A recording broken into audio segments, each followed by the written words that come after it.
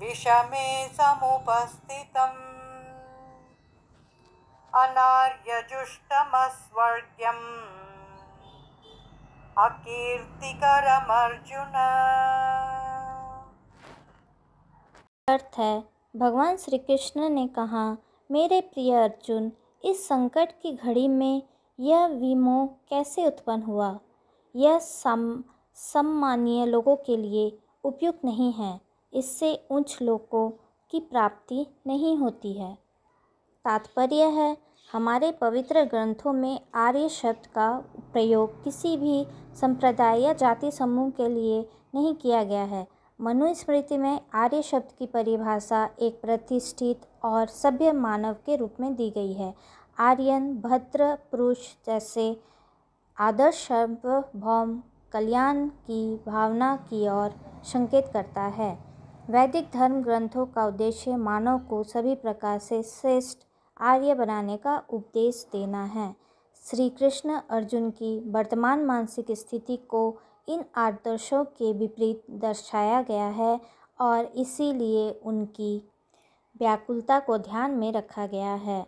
वह उन्हें समझाते हुए कहते हैं कि वर्तमान परिदृश्य में यह आदर्शवादी स्थिति कैसे बन सकती है।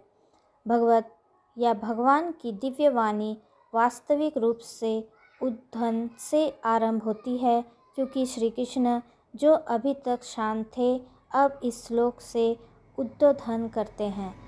सबसे पहले अर्जुन के अंदर ज्ञान प्राप्त करने की शुद्धता उत्पन्न होती है। ऐसा करने के लिए वह यह तर्क दे रहे हैं कि उत्तम पुरुष के लिए इस प्रकार के भ्रम की स्थिति में असमानता और सर्वथा अनुचित है। इसके बाद वे अर्जुन को करवाते हैं कि मिथ्या मोह के परिणामों से पीड़ा, अपयश और जीवन में अंत होता है और आत्मा का पतन होता है।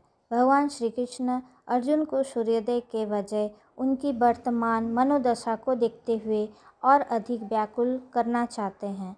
जब हम व्याकुल होते हैं तब हमें दुख की अनुभूति होती है, क्योंकि यह आत्मा की वास्तविक स्थिति नहीं है। इस असंतोष की भावना यदि दिशा की ओर है तो वह वास्तविक ज्ञान की खोज में प्रेरणा शक्ति बनकर उभरती है। संदेह की चपेट से पहले मनुष्य को अधिक गूढ़ ज्ञान प्राप्त करने में सहायता मिलती है। इसलिए भगवान कभी कभी नाटकीय मनुष्य को नुकसान पहुंचाते हैं ताकि वह अपने आप को चमकना देने के लिए प्रेरित हो जाए, और जब उसका संदेह पूरी तरह से आहत हो जाए तब वह मनुष्य के ज्ञान की उच्च अवस्था को प्राप्त कर लेता है। तो यहाँ पे श्री कृष्ण बहुत ही अच्छे शब्दों में अर्जुन को समझा रहे हैं। आगे क्या होता है इसे जानने के लिए आप मेरे साथ जुड़ते हुए रहें। मेरे चैनल को अभी तक अगर आपने लाइक सब्सक्राइब शेयर नहीं किया है तब जल्दी से कीजिए, उसे वॉच भी कीजिए। फिर मिलते हैं नेक्स्ट श्लोक के साथ। जय राधे कृष्णा।